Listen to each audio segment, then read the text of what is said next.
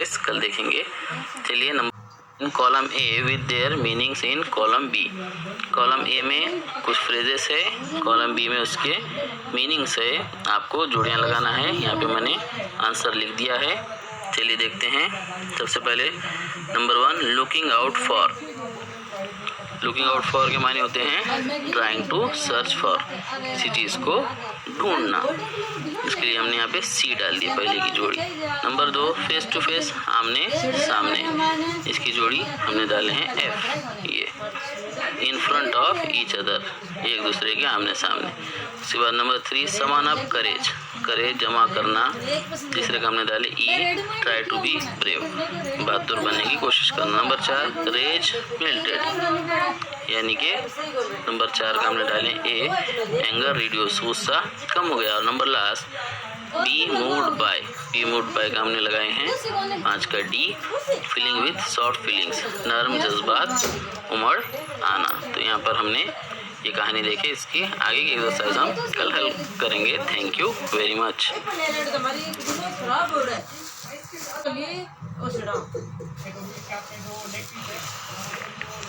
Hello, good morning dear students. I am your English teacher Mohammad Zamir. Yesterday we saw a very nice story on page number 7, 8 and 9 of your My English book 8. Today we will proceed to its exercise on page number 10. Hello बच्चों, कल हमने एंड्रोक्लस की कहानी देखे। आज हम उसके सवाल जवाब देखेंगे पेज नंबर 10 के ऊपर। चलिए सबसे पहले हमको क्या दिखता है पेज नंबर 10 के ऊपर। Number B read the following sentences from the story. कहानी में दिए गए नीचे के सेंटेंसेस पढ़िए। चलिए पढ़ते हैं। Number 1 they were bound by the law to obey their master. उनको अपने आका का हुक्म मानने के लिए बाउंड बाय द लॉ यानी कि कानून से बंधे हुए थे। Number 2 the kind man bound up the lion's injured पा। जो रहमदिल आदमी था उसने जख्मी शेर का पंजे को बांधा। Number 3 the lion bounded towards Androcles again. Lion फिर से कूदते हुए एंड्रोक्लस की तरफ आया। The word bound carries 3 different meaning in each of the sentences. तीनों सेंटेंस में बाउंड आया है, लेकिन तीनों में भी उसके मायने अलग अलग है। नंबर ए रश्ड फॉरवर्ड, तेजी से दौड़ते हुए आया। फोर्स टू फॉलो, फोर्स किया गया उस पर अमल करने के लिए। और टाइड अप, बांधा गया। Put the correct letter A B C in the box according to the proper meaning. यहाँ पर जो बॉक्सेस है उसमें ए बी और सी सही डालिए कि उस जुमले में बाउंड के क्या मायने आए हैं। सबसे पहले में यहाँ पे हमने बी डाले हैं, यानी कि force to follow, bound by law, इसके मायने यहाँ पर ये आए हैं बी।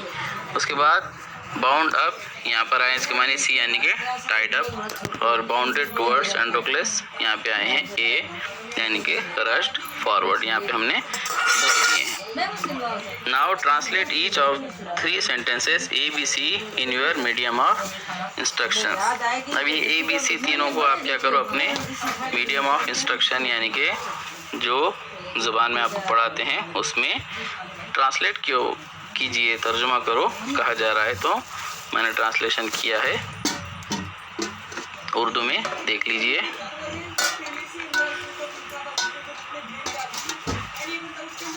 चलिए पहले सेंटेंस का मतलब है वो अपने आका का हुक्म मानने के लिए कानून से बंधे हुए थे। ये नंबर 1 का। नंबर 2 उसका है रहमदिल आदमी ने जख्मी शेर का पंजा पट्टी से बांध दिया। और ये नंबर 3 इसका तर्जुमा है शेर दोबारा तेजी से दौड़ते हुए एंड्रोक्लस की तरफ आया। तो इस तरीके से ये क्वेश्चन हुआ। आगे हम देखते हैं नेक्स्ट क्वेश्चन। तूने कितने किए? मेरे तो 25 हो गए। हाँ, मेरे तो अभी तक 10 ही हुए हैं। दिमाग लगा।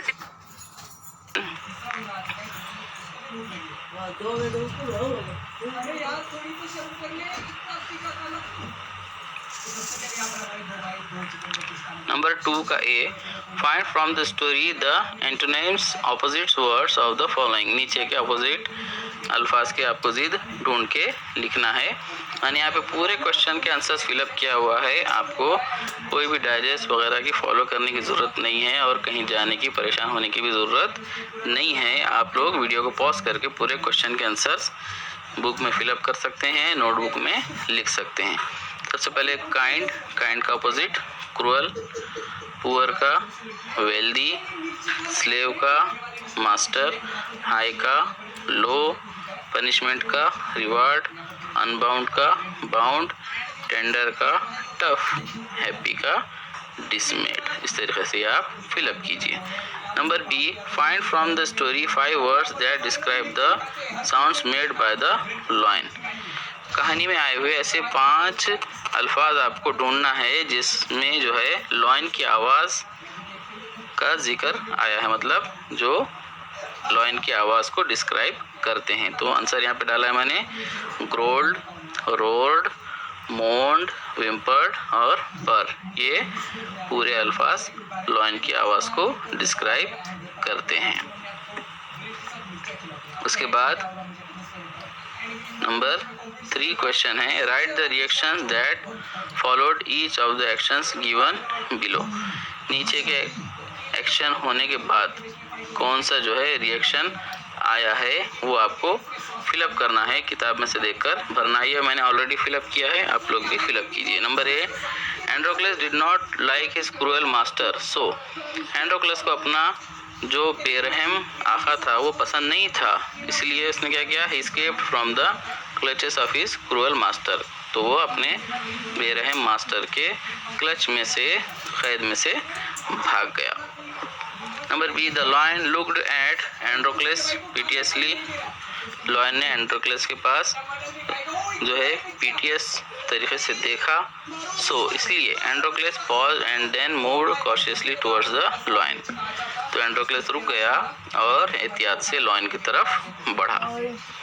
Number C, Androcles bandaged the lion's injured paw. Androcles ने लॉयन के जो जख्मी पंजा था उसको बैंडेज किया, पट्टी किया। So the lion licked his arm as to show gratitude. Lion ने उसके हाथ को चाटा शुक्रिया दिखाने के लिए। Number D, a hungry ferocious lion was released into the arena. एक भूखा भयानक लॉयन एरेना में छोड़ा गया, सो इसलिए Androcles was filled with fear. Androcles डर गया था। इसके बाद number E, the lion reach Androcles and lion Androcles के पास पहुंचा और it began to purr and rub its nose against him. वो फुसफुसाने लगा और अपनी नाक को एंड्रोक्लस के ऊपर रगड़ने लगा।